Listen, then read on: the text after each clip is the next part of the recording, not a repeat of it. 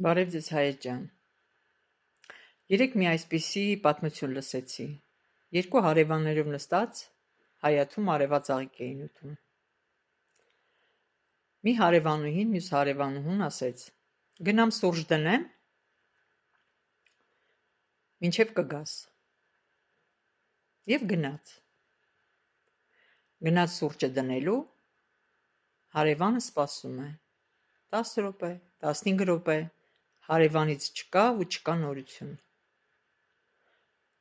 Որոշեց բարձրանալ վերև, տեսնել ինչ է կատարվել, ինչ ա պատահել հարևանուհու հետ։ Եվ գիտեք ինչ։ Նա մտնում է տուն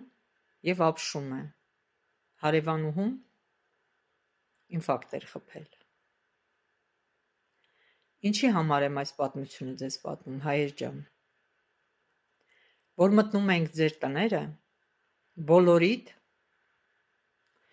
սերվանտներում, չգիտեմ, այնտեղ ստենկա մեբելներում շարված է բարոկո, ռոկոկո, մադոննայի ափսեները մեկը մյուսից գեղեցիկ։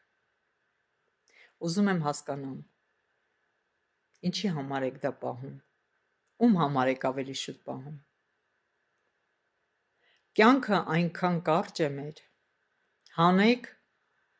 թքած ամեն ինչի վրա օգտագործեք, որովհետև այդ սպասքները ձեզանից լավ մարդիկ չեն օգտագործելու 100%։ Հագեք գեղեցիկ զգեստները, շորերը, մի պահեք վաղվա համար ոչ մի բան, որովհետև մեր վաղը ապահովված չի։ Որովհետև ոչ ոք չգիտի իր վաղվա օրը։ Ինչ վաղ, մի ժամ հետո չգիտես ինչ կլինի քո հետ։ Դրա համար հայեր ջան, մենք այդ սովորությունը ունենք։ Պահենք լավ ժամանակների համար, բայց հենց հիմա ներկա ժամանակիցս լավ գոյություն չունի։ Այսքանը հայեր ջան։